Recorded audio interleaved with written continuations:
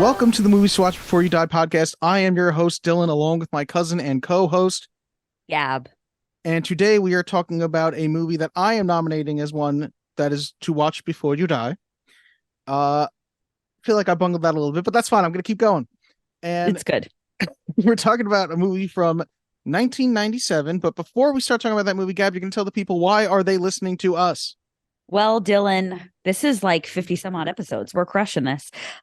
We love to talk about movies, and we both have degrees in this, albeit not degrees that we use. And, somebody once told us this was cheesy. So as an act of rebellion, I'm not going to go into it. We love movies. Yes, we do. We love movies. How about you? Let us know. And if you don't like what we say, you don't have to listen to us. But please do and do the continue thingies. to Subscribe to the thingies and like the things. And I don't know. I'm not an internet guy. Listen, what are we talking about today? Oh, yes, that's a good point. We are talking about the 1997 sci-fi action horror movie. I don't know which one to call it because it does a lot of things here. Starship Troopers. More than anything, Battlestar Trooper Galactica. More than anything, Beats this movie Bears and Battlestar Galactica. More than anything, this movie is a satire, which I had to tell you before you watched it because I tried that on RoboCop without telling you, and it did not work. Dylan, I'm going to be honest with you. I don't remember you telling me it was a satire, but when I went to Google how long it was to determine when I was going to watch it, it came up, is Star Trooper Galactica a satire? And I clicked the little down arrow and it said yes. And I thought, thank God I saw this. Well, what's crazy is, and I think it's recorded in the last episode that I told you, so just saying. But when the movie came out, people did not know it was a satire, which definitely had an impact on the movie. But we'll get to that when we talk about it more.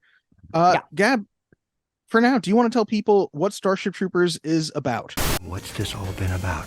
What am I working toward? You think you know everything about me, don't you? I dive at your bottom. I bloody well ought to.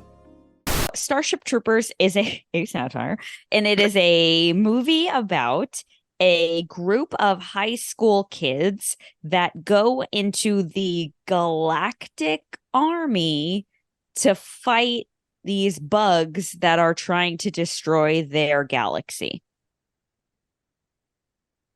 Let's see how close that is to the IMDb plot summary. Humans in I'm actually really proud of that. Militaristic future wage war with giant alien bugs. Gab, you nailed it there.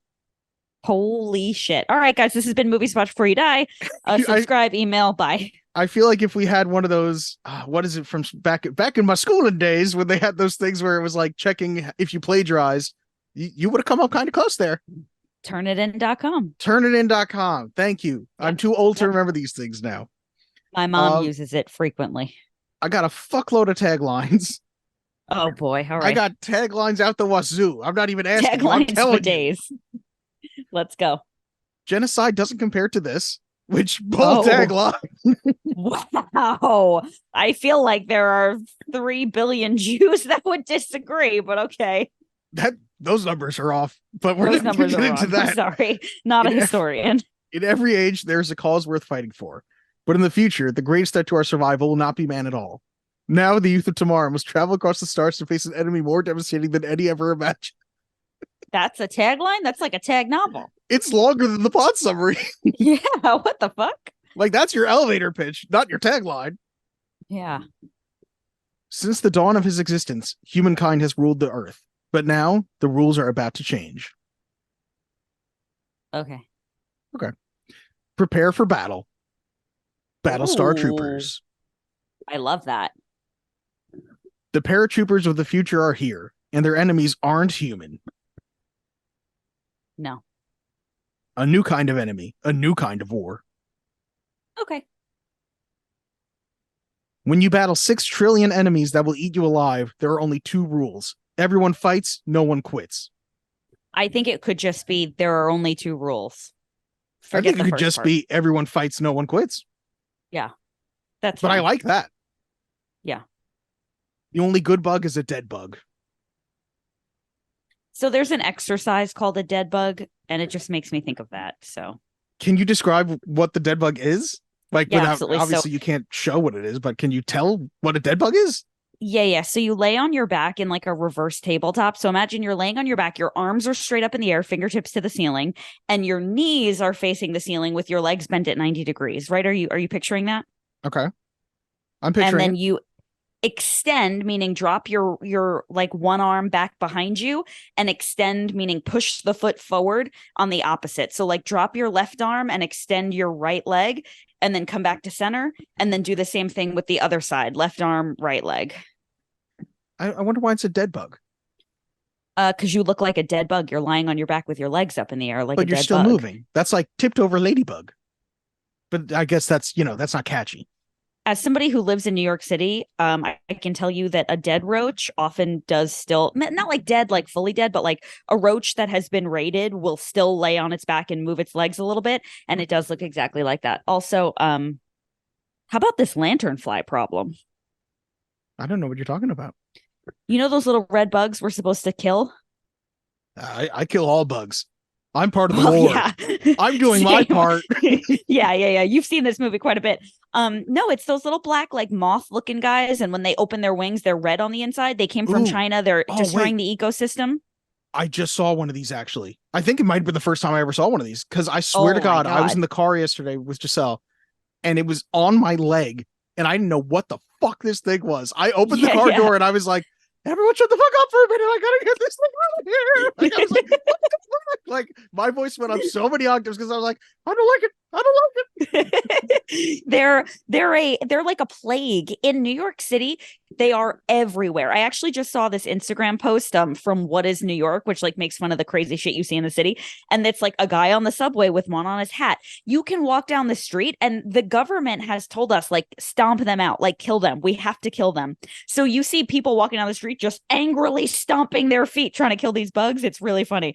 But one flew and hit me in the chest the other day, and when it hit the ground, I was in like a crowded street. I went, "Oh no, this is personal," and stomped it the fuck out.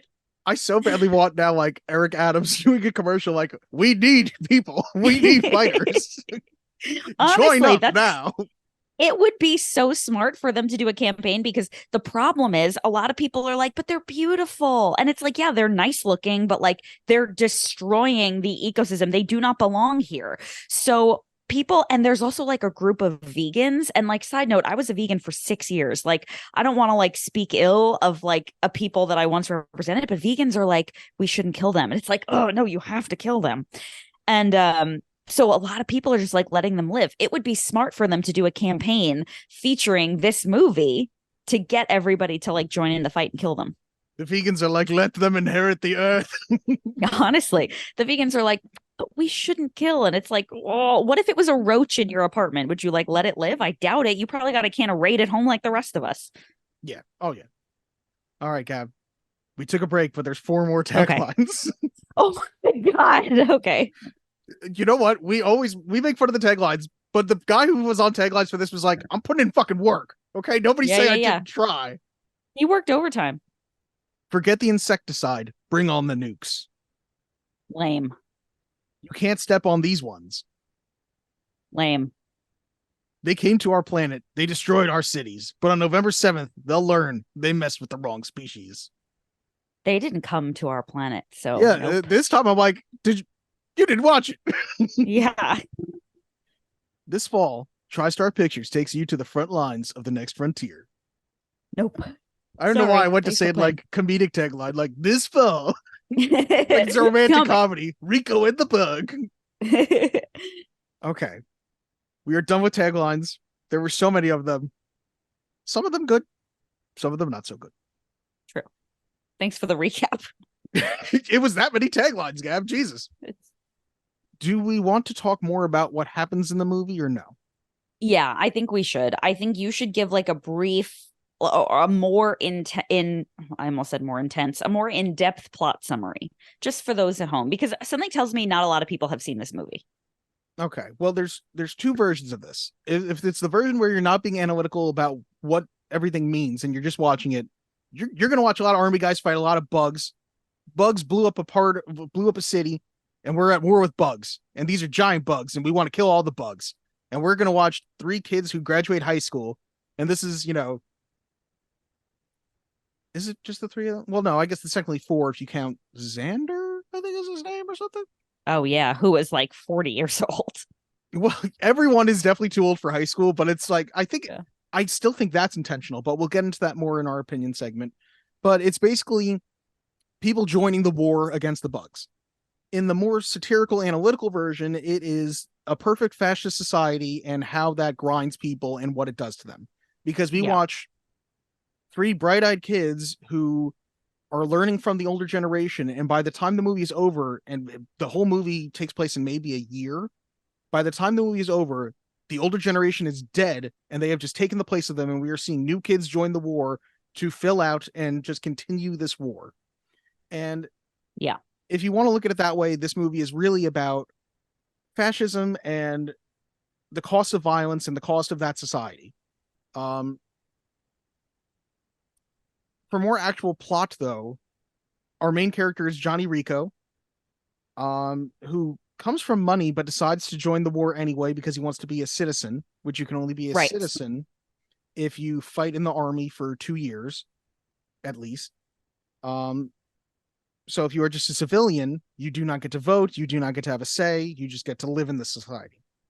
Which is really interesting. I kind of liked that distinction, not like for real life, just like in the context of the movie. For what? In the sense that it makes sense for why people want to join? It's just incentive. Yeah. I do like at one point they give, they have that moment where you've got all of them hanging out. I think it's, one moment where the guy's talking about how he wants to be like an author or something, but he's talking to everybody about why did you join? And it's real reasons why people join the army. It's, I wanted to pay for college. I wanted to, I wanted to travel, or I wanted to have good benefits and things like that. Like it's, I'm not remembering all the reasons well, but it's real reasons why people would join the army. And then you get to Rico, who just doesn't have a reason because he's like, I really liked a girl and she was joining. You're like, oh, Rico, you beautiful idiot, you. Like, Yeah. Yeah. I don't feel like it's funny. I feel like a lot happens and it's a 2-hour movie, but at the same time, the plot is sort of meaningless because there isn't that much change in terms of the war by the start to the end. Right. You know what I mean? Well, besides the fact that they capture the like brain bug. Yes, the brain bug, which when they capture the brain bug, well, it's sort of getting to my opinion, but it's a great thing that they don't say we'll be able to learn their strategies. We don't say we'll be able to end this war by finding out what they know. All that they celebrate is we can find out that the brain bug is afraid. We made them afraid. And it's just like, by that point, I think you hopefully realize that humans are the bad guys. Like, as much as we have no way of really understanding the bugs, we can understand by this point that you're like, oh, these guys are we're bad. We're the bad guys here. Yeah. Yeah. Which is made very obvious when Neil Patrick Harris's character walks up in full Nazi attire. Yep. But Crazy. Yeah. 100%. And at the end, they're doing experiments on the brain bug and obviously hurting it. And like they censor it for the news. And it's all very like hard to watch. which I do love, and I think it's another comment on our society that like we'll see the newscast and they're not censoring. We see a newscaster get torn apart by a bug, but they censor things that are more like experimentation. Like we don't care about human violence at all. It's other things that they feel need to censor. Yeah, they censor like one of the bugs that they've captured and are doing experiments on, like destroying a cow. That's censored. But Yeah. like the humans getting destroyed, we see all the time. Yeah. Which I also think is part of the propaganda, that it's, well, if we show what the bugs do to the humans, it will only make the humans want to fight the bugs more. Right. Right. I think that we can probably get into our opinions by this point. What do you think? Yeah, I think so. I think the most important thing to know if you haven't seen this movie is basically that it's basically the story of these three kids who get into this army and are fighting. One is sort of like an intelligence officer, one is a pilot, and one is just an infantry soldier. And it's all of them kind of doing their part and moving up in the ranks, and kind of how meaningless it all is and how little is really done by the end and how much death there is. Another good thing to say, if you like RoboCop, you'll like this movie. Oh yeah, it felt very similar. It's very similar in a lot of ways. Let's get into opinion time officially, and then I have something I want to say. In this critic's opinion, that's just like your opinion, man. Well, I have a right to my opinion, and my opinion is you have no right to your opinion. Maybe like 40 minutes or 30 minutes into the movie, I looked at Corey and said, this feels exactly like the Power Rangers that we used to watch when we were kids. I get that to an extent. I think none of the actors are particularly good actors, but I will say I think that's intentional. It felt like they're campy. meant to feel like campy propaganda type actors. Like they are a slightly more subtle version of the I'm doing my part. You know what I mean? Yeah. It felt, but like the violence and the like cheesiness and the like people kind of like getting into like physical combat like out of nowhere. It just felt very much like the Power Rangers of the late 90s. I can totally see that. In fact, I was just talking recently. Maybe you remember this. I feel like you must have watched this Power Rangers movie with me. I was talking to Giselle and I went, yeah, it's like Ivan Ooze. And like I mentioned the name Ivan Ooze and it meant nothing to her. And I was like, you don't know Ivan Ooze? That sounds so familiar. The purple motherfucker, and he hypnotizes the parents and they're going to walk off a cliff. Yes. And the kids are like trying to hold him back.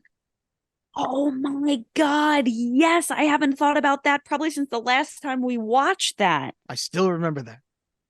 Wow. Holy I might shit. Be mixing that up with I just remember. Movie. Go ahead. Wait, you're mixing that up? No, I'm mixing it up with another Power Rangers movie based on like, there's also a part where they're in the jungle and they connect with like their Power Ranger animal. That I remember because that felt a little bit like Animorphs, but it was Power Rangers. Yeah, Power Morphs. Yeah. Anna Rangers. Yeah, but even better. I was just gonna say, I remember we had Power Ranger masks, me, you, and Zach, and they stank. That doesn't surprise me. Also, we just were so sweaty in them all the time that I remember putting on yours and being like, nope. I may as well have been like a professional sports mascot. You're like, this thing smells of vomit and nacho cheese. What's going on in here? So bad. It was not good.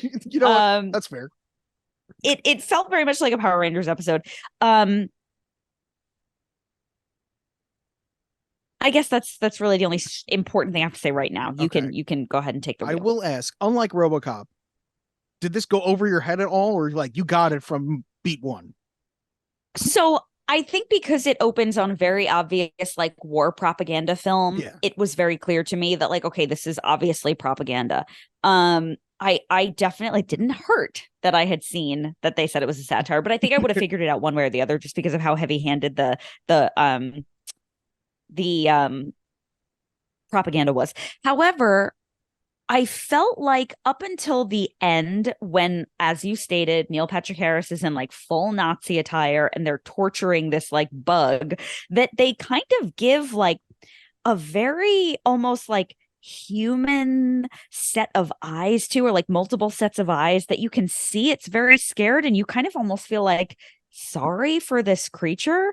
Well, again, I think it's very intentional. There's one moment earlier in the movie where it's one of the soldiers who he eventually dies, but they meet up with him and he's the roughnecks guy and he's the one who dies holding the nuke in the cave. You know what I'm talking about? Yes. But there's this moment where they have taken the limbs off of one of these bugs successfully.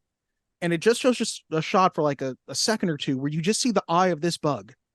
And there's like I have a moment where it's like, maybe there could be some sort of compassion and sympathy for this bug, which has no way left to attack.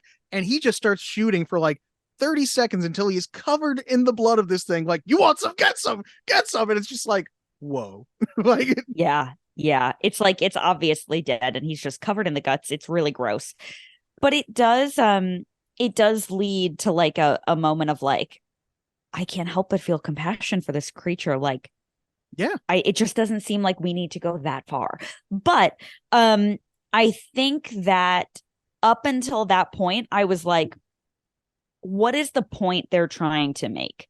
Obviously, I understand this whole thing about like, going into like a fascist society where like the purpose of the citizen is to join the war, and how the war is never really ending and how we don't ever really make any progress. But it took me until that moment to see like, oh, that is the point. You know what I mean? I was kind of like, okay, what's the point they're going to make about that? And then it was like, oh no, that is the point. And I do think that's the moment that it's like, if you haven't gotten it yet, it's going to make it as obvious as possible now. Because it does, like, it'll sprinkle in a line or two where it'll be mentioning that, like, we invaded their home planet. You know what I mean? Like, I don't think it always shows us as being the aggressors. I say us on, like, we're humans. So I'm like, us as humanity. It never shows the bug as the bad guy. You know what I mean? Like, well, the bug, it shows the bug as the bad guy, but the bug is always defending its home planet. Right, because the bug, the moment it gets really bad is when the bug sends its like little asteroids to Earth and blows up like Buenos Aires and like those other places. But what happens before that causes the bugs to do that? There's two things here. I don't think we know for certain that it is the bugs that destroy Buenos Aires. Oh. Now, there's an element to which I'm like, maybe that's just me having seen this movie enough times that I'm like fan theorying that on my own. But maybe there's a chance that the fascist government did it themselves. You know what I mean? Just to continually motivate the people.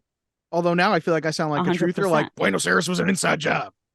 No, but it makes total sense, especially because this government obviously doesn't give a shit about its citizens. Yes, and I think this movie came out just before it would have been the peak of its relevancy, because I think that the Iraq War made this movie so much more relevant. And like, I normally wouldn't be so quick to connect to such a serious thing, but when you think about it, for a movie that came out 4 or 5 years before these things happened, it connects in a lot of ways.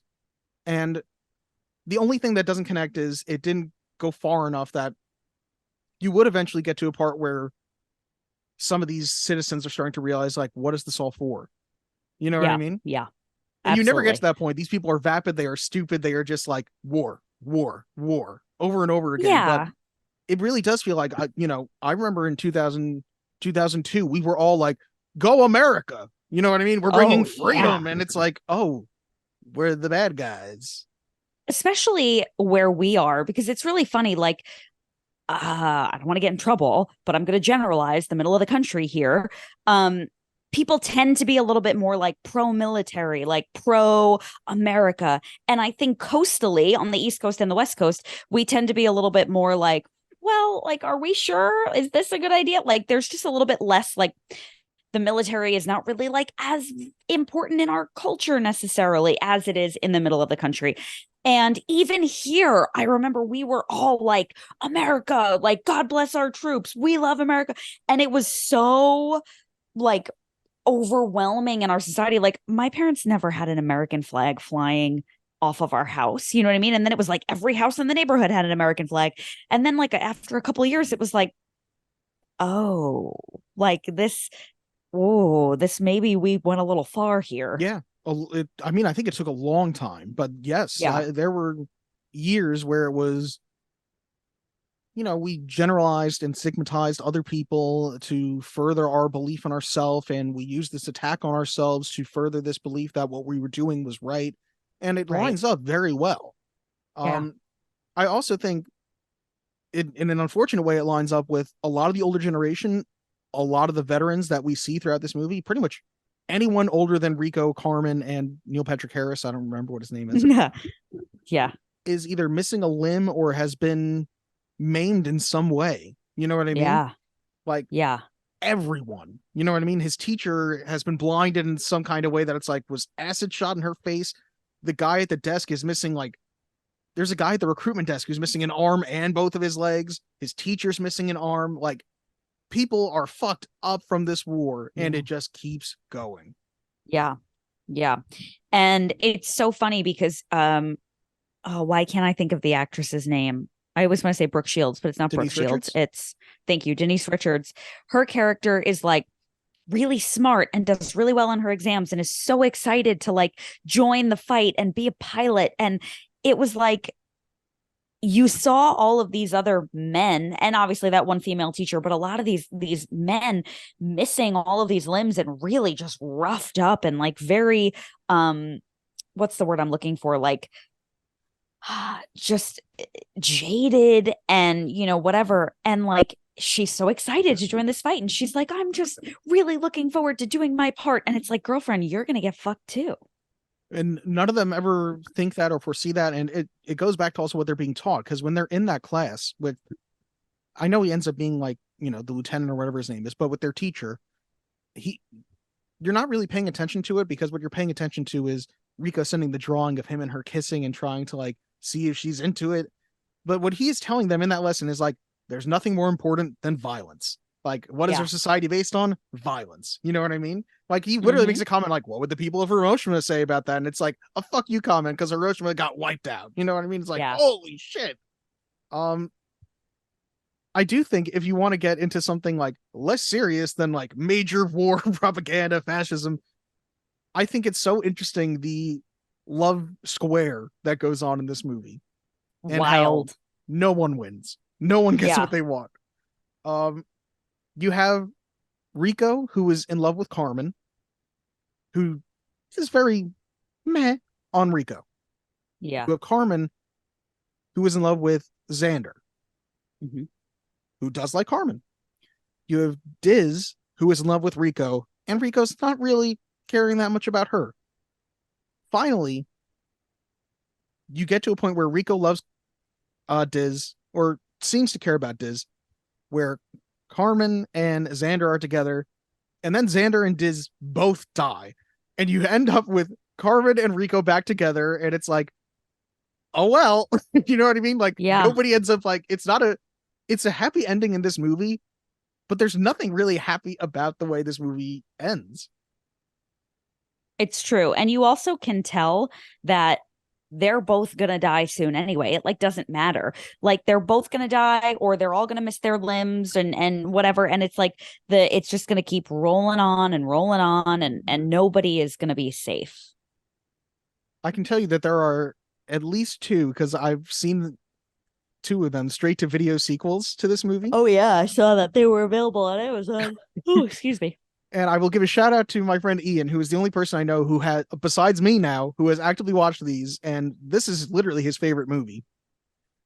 Those movies are much, much worse. Like, those I believe that. Do not have any of the subtext that this movie does to it that makes it good. Like, it's still fun in the sense that you're like, bugs and death and blah, you know what I mean? Like, if I was a kid watching it, I'd still have a fun time. But like, this movie, when you watch as an adult, you're like, oh, this is about something. Sure. Yeah.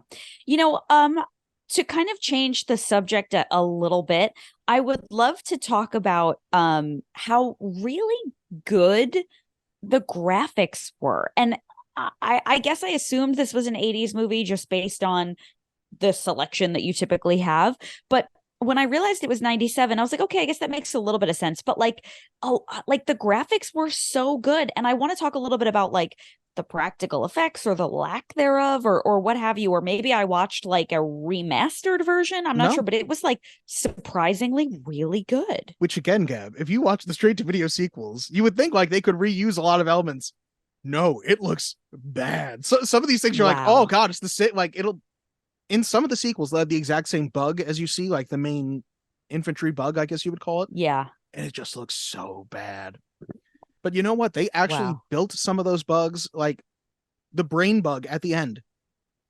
A lot of that is an actual thing that they built. You know what I mean? Like, it's enhanced with CG, but that's real. And that terrifying vagina anus mouth thing on it is real. And the little tube that comes out of it, like, they built a real body for that guy to have his brain sucked out. Oh my God. Wait, hold on. First of all, I did say out loud during the movie that its little like mouth thing looks exactly like the cat's asshole. Sally was like, oh my God, I feel seen. Sally was like, look at it. They always put their asshole in your face. She was like, look at it. Sally just faced her ass at the TV. It was like twinsies. What do you mean they built a body for his brain? Like it, expand. So the actor who plays Xander, they built a fake version of him with like a hole in the head, and I think it was supposed to be mechanically done and it didn't end up working. So I think there's somebody literally blowing into a tube chunks of like fake brains that are supposed to be going through to the brain bug. Oh my God. When he jumps on top of the tank bug, you know the one I'm talking about, the one that could shoot like acid out of it, and he ends up shooting it in the back. Yep. So there's a practical version of that he jumps on and does all that stuff. And then there will be a couple shots and they mix it in really well where like it'll show for a second him like on the back of this thing from a distance. And then it's a fully CG version of Rico, but it does it really quickly in a way that it's not like glaringly obvious. And I think they just did a lot of cleverly mixing these things together. Yeah. Boy, I think it's hard when you start comparing, like, and when you compare movies in the 90s that use CG, it is really hard because you always have right there in, I think it's 1996, Jurassic Park, which is the movie that everybody would point to as like, everything is perfect. So this movie came out a year after and you're like, this better look good. And you know what? I think it holds up really well. Like, yeah, some of the space stuff looks a little funky to me, but even with that, when the spaceship breaks apart that Carmen is on, they have a shot where they are showing it fully broken apart and you can see explosions on the inside and rooms and things. And that's because they built a miniature and they also shot small versions of what is supposed to be those rooms where people are blowing up.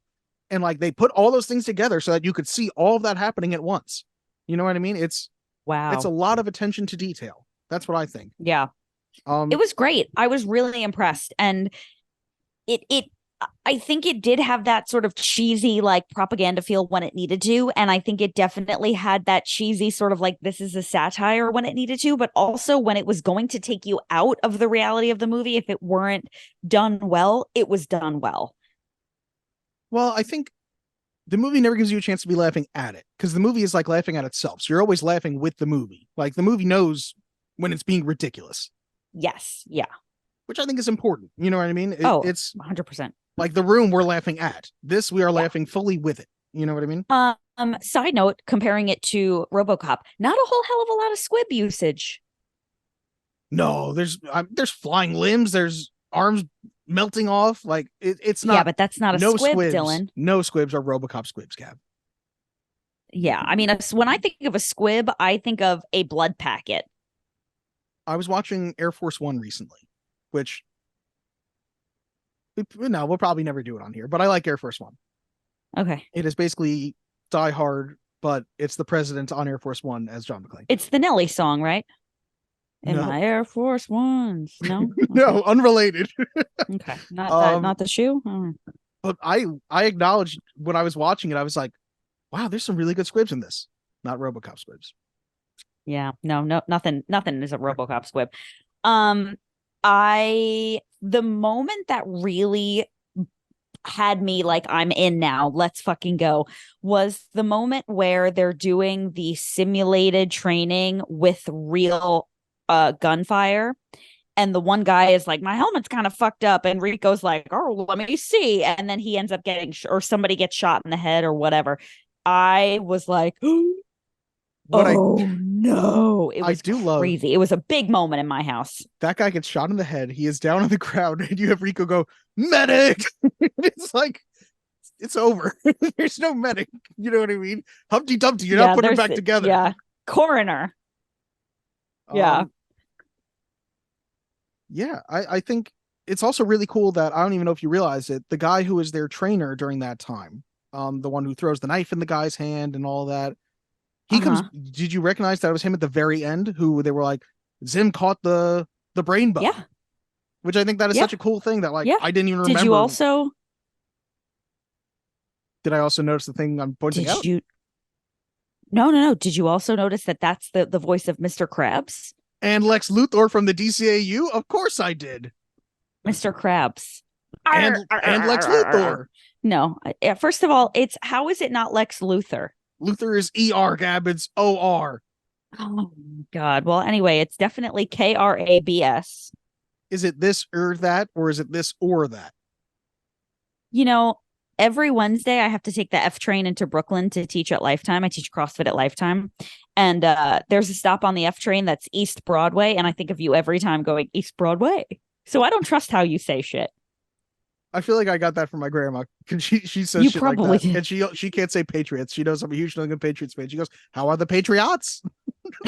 No, she doesn't. Yes, No, she does. she doesn't. On purpose. No. I'll say like the Patriots are doing fine, but like she'll be like, "Oh, good." I keep what's. I said recently, she was like, "Have you watched anything good lately?" I was like, "I've been watching a lot of sports documentaries, so they're good. I don't know if you'd be interested." She was like, "I haven't really followed sports since Jackie Robinson." And I was like, "Holy shit!" I was like, "That's a while ago." Grandma, God bless you. Keep going. Grandma was like, "Sports still integrated?" Yeah, Grandma still integrated. That's nice. Good, They good. let them all play together. Oh, another thing that's interesting about the special effects. So you have that propaganda moment where the kids are meeting with the soldiers and they're handing out bullets and they're stepping on cockroaches. Because of the rules of movie making, they could not kill actual cockroaches. So there's a couple scurrying real cockroaches, and they're just having these kids violently stepping on fake cockroaches filled with like mustard. Yeah. Oh, that's interesting. So hold on. So tell me more about this rule, or tell the podcast people about not being able to kill real cockroaches. Well, you'll notice at the end of most movies, obviously there are some times where this does not happen. You know what I mean? Like there are plenty of movies historically where there has been violence against animals, which is terrible. Yes. I think in the original Friday the 13th, they actually kill a snake in the movie. You know what I mean? Which most people don't have sympathy for snakes, but like, don't do that. But don't do that. Yeah. Yeah. That's the rest of the movie is fake. You can fake that part too. Yeah. You're not actually murdering campers. I hope. But because of the rules of movie making, you can't harm animals, even insects. So they can have an insect trainer who brings out those cockroaches to like scurry around, but it's like when it comes time to step on them, he can't step on the actual cockroaches. So they have to make sure they have some fake version. Now, Dylan, I want to bring something up to you because we've seen this rule broken. What? I don't know if you recall, but in our favorite movie of all time, Nicolas Cage eats a cockroach. Yes, that's true. So they definitely could not have had that little no animal was harmed in the making of this movie thing at the end there. Yeah. So it seems like this filmmaker, who we'll talk about soon, saw Vampire's Kiss and was disgusted at the cruelty and said, "Not in my movie." You think he was inspired? Yeah. Yeah, I do. I really do. I also think, though, I don't think that roach was officially hired to Vampire's Kiss. I think that was improvised. So I think that was a freelance roach that got eaten. So it was non-union. So yeah, he was a scab roach, and he shouldn't have walked in there. Nicolas Cage was well within his rights to eat him. Oh my God. I don't know why this comment just stood out to me. I take my little notes, and it's when you first see the bugs that are firing, like they're launching at the spaceships.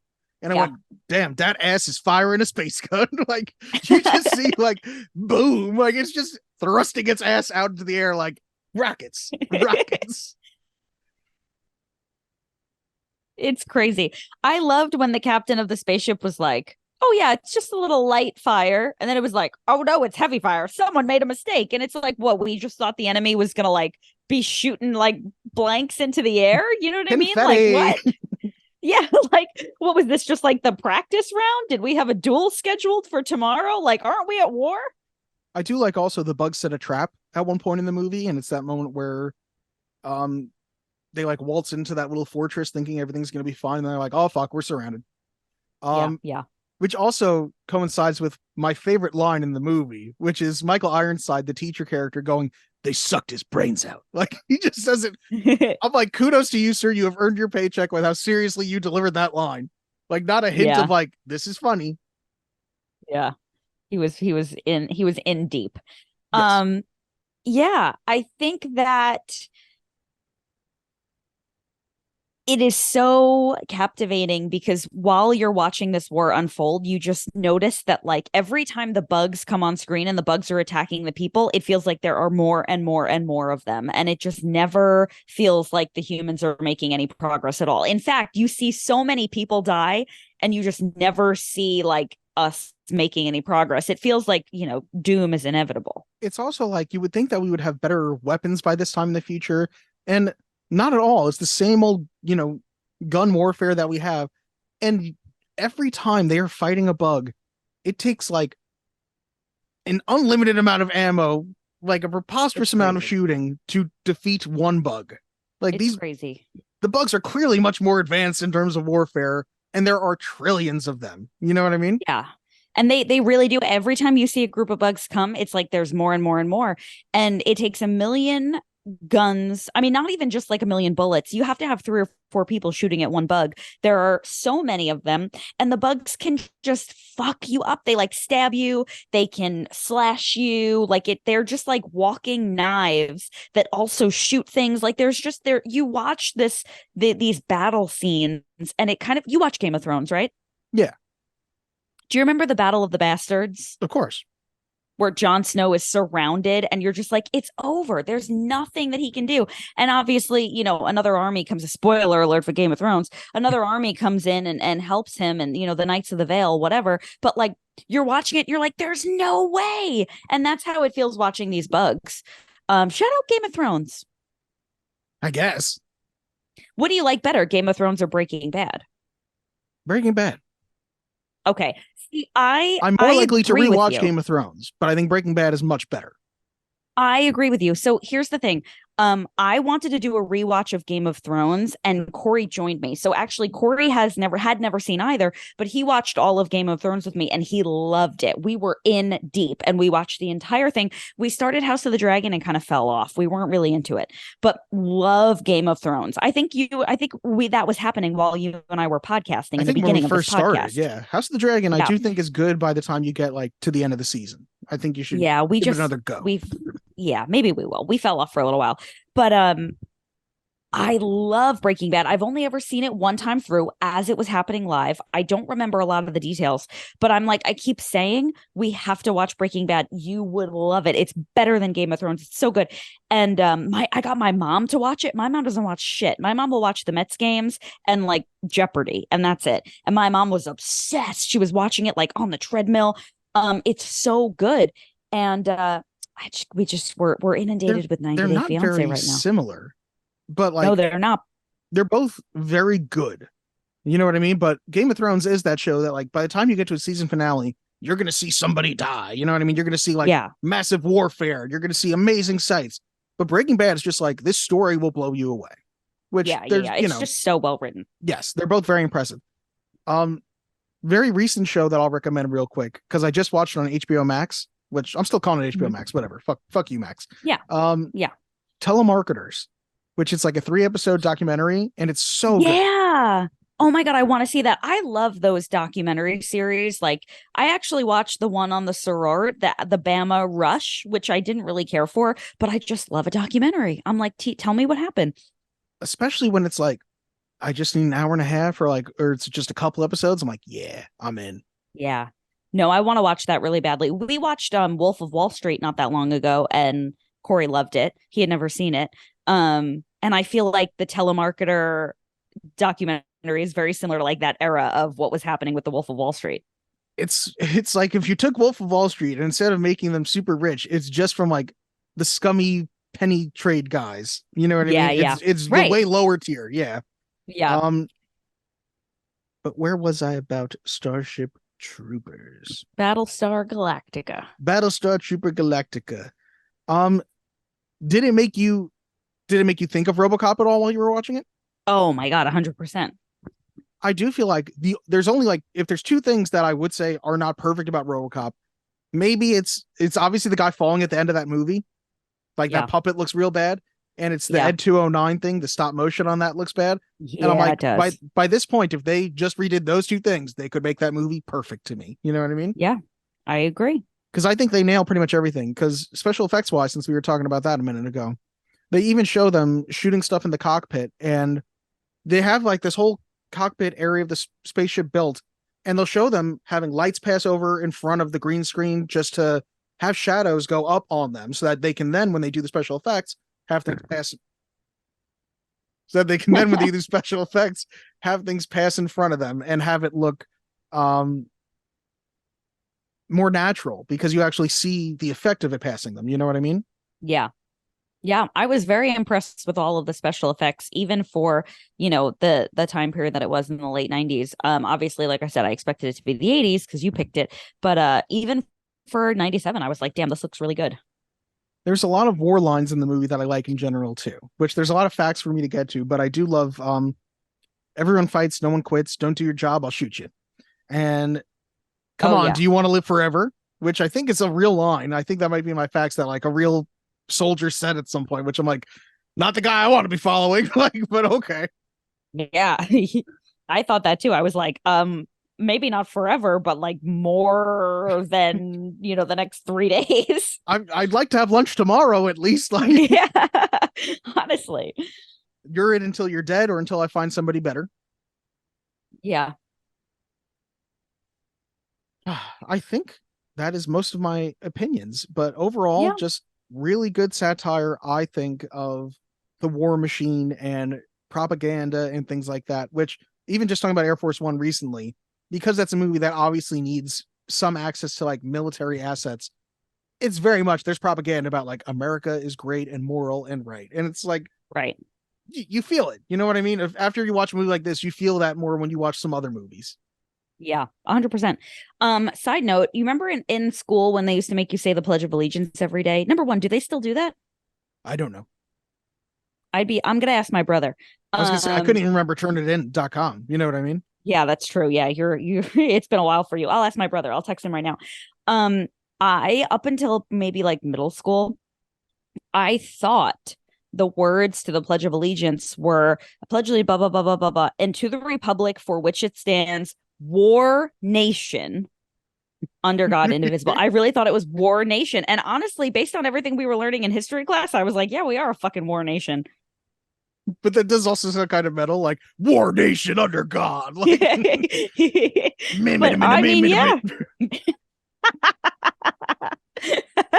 Yeah, basically. Who does the Pledge of Allegiance? Metallica? Oh my Okay. God. Well, Should we get to anyway, some let's get facts? to some facts. I want the truth! Face the facts, ducks. Facts have no place with an organized religion. I got a lot of facts here, but let's start with our ratings. So on the tomato meter, this has a 71% with an average rating of 6.4 out of 10, 55 fresh reviews, and 23 rotten. The audience scored as a 70% with an average score of 3.7 out of 5. IMDb gives this a 7.3 out of 10. The movie was directed by Paul Verhoeven, who also directed Hollow Man, Total Recall, and of course RoboCop. As mentioned before, also Showgirls. The screenplay is by Edward Neumeier, who also wrote RoboCop and Anacondas: The Hunt for the Blood Orchid. He also wrote Starship Troopers 2 and 3, I think. It is adapted from the book by Robert A. Heinlein.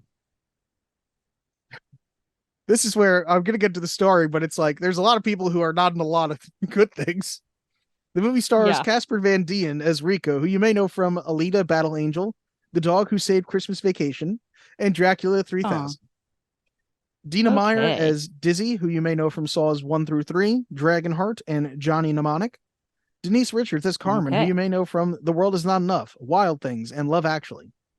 And Patrick Muldoon as Xander, who you may know from Melrose Place, The Autopsy of Jesus Christ, and The Dog Who Saved Summer and The Dog Who Saved Easter. Yes, there are 6 The Dog Who Saved movies. This is a series of movies that happens to have some of the Starship Troopers people in it. It's The Dog Who Saved Christmas, boy. The Dog Who Saved Christmas Vacation, The Dog Who Saved Halloween, The Dog Who Saved the Holidays, The Dog Who Saved Easter, and The Dog Who Saved Summer. And they are all part of the same series. The Dog Who Saved the non-denominational holidays. Yes, at one point he says Hanukkah and Kwanzaa, and they're like, what are we going to call this one? The holidays. He saved the holidays. Now, is it the same dog? I'm going to assume based on normal dog lifespan that these movies probably took a long enough time to make that probably not, but that's making me sad. So let's say yes. Well, no, I'm just saying, like, in the context of the movie, is it the same? Is it supposed to be Gab. the same dog? I just found out the titles. Okay. Like, I didn't watch I these just 6 thought movies. you sounded like an expert. I went as this is how deep I went in. I saw, hey, they're both in The Dog Who Saved Something. And then I said, are these connected? And they were. All right. Good to know. Keep going. The movie has a phenomenal supporting cast, including Neil Patrick Harris, Jake Busey, Rue McClanahan, Marshall Bell, Dean Norris. Oh, Breaking Bad. And lastly, Clancy Brown and Michael Ironside, who you may know as Lex Luthor and Darkseid from the DCAU. And Mr. And Krabs. Mr. fucking Krabs. Put some respect on his name. I just like bothering you with the Batman related things. Yeah. The creature visual effects supervisor was Phil Tippett, who I only bring up because he has the best credit ever. He was credited on Jurassic Park as the dinosaur supervisor. That's amazing. The movie was also nominated at the 1997 Stinker Bad Movie Awards for Worst Picture. What? It had a budget of $105 million and it grossed $121 million worldwide. Oh, that's a little bit of a thin margin. It's not good. Critics' consensus: a fun movie if you can accept the excessive gore and wooden acting. I can. Roger Ebert from the Chicago Sun-Times gave it 2 stars. The action sequences are heavily laden with special effects, but curiously joyless. What does that mean? I don't know what that means. Oh, I don't know. Lisa Strange. Allspector. She doesn't find joy in people being maimed. I do. I do it every day. Lisa Allspector from the Chicago Reader. Director Paul Verhoeven blends the conflicting elements of intentional camp and perverse sincerity into a single tone, and he doesn't resort to simple irony. Russell Smith from the Austin Chronicle. Wait, is that a good review or a bad review? I don't know, and I feel like I should have written down whether that was a good or a bad one. I'm guessing it's a good one, maybe after the Roger Ebert not so good one. I don't know. Yeah, interesting. Russell Smith from the Austin Chronicle. A special effects budget that would shame the Pentagon, cataclysmic violence, high levels of ambient horniness, and total lack of pretense to any goal higher than pure mindless fun. Which I'm like, Russell, I don't think you got it. And also, I don't think you know what the budget is of the Pentagon. Honestly. Finally, Mick LaSalle from the San Francisco Chronicle manages to be both fun and shocking, sometimes in the same shots. Yeah. Are you ready for a lot of fun facts? Dylan, I've been waiting my whole life for this. That's good. I'm already like, I can skip that. Okay. In a 2016 interview, Casper Van Dien revealed an incident when he was picking up his 2 daughters from school. I went by the line at school to pick up my kids. You know, you drive up to the school, and when I got there, there were 6, 10, and 8-year-old boys hanging out with my daughters. I pull up in the line, and the boys go, "Johnny Rico, why didn't you tell us your dad was Johnny Rico?" And I said, "What are you boys doing watching Starship Troopers?" And they said, "Our dads made us watch it with them." Then my daughters got in the car, and my 10-year-old says, "Dad, were you really naked in Starship Troopers?" And I said, "Yeah." And she said, "How could you do that to me?" Then my 8-year-old says, "Wait, like naked? And I said, "Yup." And she said, "Oh my God, my life is ruined." That was the longest 3-minute ride home I've had in my life. That's really funny. When the cast was reluctant to disrobe for the, I guess this is a shower scene where they're all showering together? Shower scene, yeah. Director Paul Verhoeven asked them what the big deal was, to which Dina Meyer responded, "Paul, if it's no big deal, why don't you do it?" Quite unexpectedly, Paul Verhoeven got undressed, as well as cinematographer Joost Vacano, who had been raised in a nudist camp. After an initial shock, Casper Van Dien reportedly yelled, "Oh God, Dina, why?" And a good laugh from the cast. The scene was filmed without any problems. That feels like it would be filed under sexual harassment today, no? I think it's clearly he did it to make them feel more comfortable that he was doing it with them. He didn't like approach them or anything like that. Yeah, I suppose. Okay, all right. In a 2014 interview with Empire magazine, director Paul Verhoeven said of the shower scene, "Americans get more upset about mild nudity than ultra-violence. I'm constantly amazed about that. I haven't seen any sex scenes in American film that are anything other than completely boring. A bare breast is more difficult to get through the censors than a body riddled with bullets." He's got it right. That is true. Yeah. So obviously some of the arachnids are CGI. To do this, Paul Verhoeven himself would stand in front of the actors and jump and scream at them, even chasing them with a broom to elicit their reactions, attempting to generate some of the fearsomeness of a 12-foot space ant. Clancy Brown affectionately described the director as a nutbag, given to jumping up and down with a bullhorn going, "I'm a big fucking bug, I'll kill you." That's incredible. Michael Ironside, who read the book when he was younger, said he asked director Paul Verhoeven, who grew up in Nazi-occupied Netherlands, "Why are you doing a right-wing fascist movie?" Verhoeven replied, "If I tell the world what a right-wing fascist way of doing things doesn't work, then no one will listen to me. So I'm going to make a perfect fascist world. Everyone's beautiful, everyone is shiny, everything has big guns and fancy ships, but it's only good for killing fucking bugs." I love that. Although they play high school graduates, Casper Van Dien, Dina Meyer, and Patrick Muldoon were all 29 when they made the film. Christ. You could tell, yeah. Yeah. Oh, yeah. Yeah. Yeah. There were reports at the time of the release that multitudes of 13 and 14-year-old kids were buying tickets to G, PG, and PG-13 rated movies and sneaking into the R-rated Starship Troopers unaccompanied. Ooh. So Scary. maybe their box office numbers would have been better. Yeah, honestly. Oh my God, I didn't even think about that. That's crazy. Casper Van Dien rationalized that his South American character has fair skin, blonde hair, and blue eyes because he could have been descended from Third Reich officers who fled to Latin America. Yeah, I was going to ask you. Everybody is from Buenos Aires, but none of them have accents and they're all white. I think, I don't remember who it was. The director of photography, Jost Vicanto, said it was partly based on the idea of if Hitler had won and we lived in a fascist world. Okay, that makes sense. Do You Want to Live Forever is attributed to Marine Sergeant Major Dan Daly in the World War I battle Belleau Wood. He is one of 2 Marines who have received the Medal of Honor twice. Damn. That's pretty impressive. Yeah. Did he live forever, though? Probably not. And the line, "I'm doing my part," comes from Riefenstahl's Triumph of the Will, the 1935 Nazi propaganda film. I think that is all of my fun facts. I ended on the funnest one. You really did. Well, then I guess we got to get to the verdicts. Do or do not. There is no try. The guilty will be punished. Sentence is death.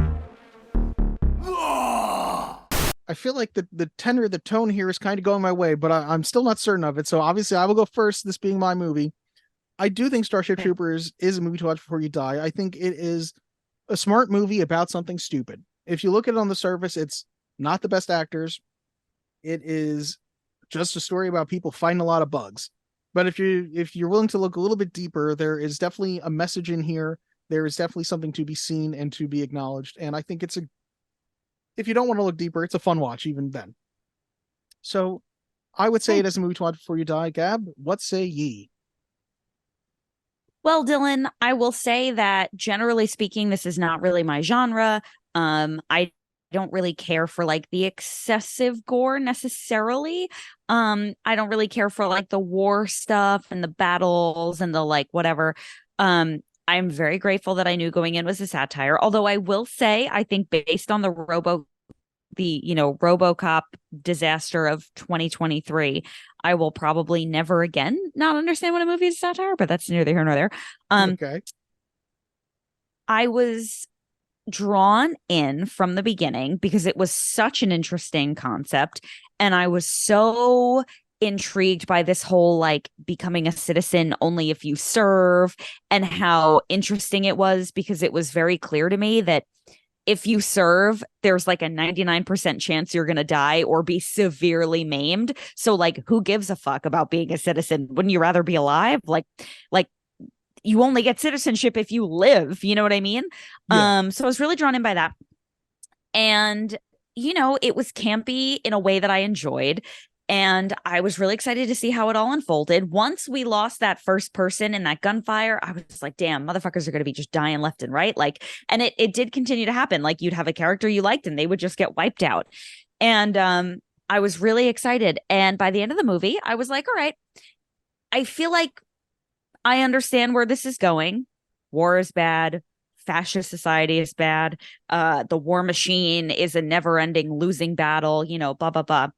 And it didn't really feel like there was anything deeper than that.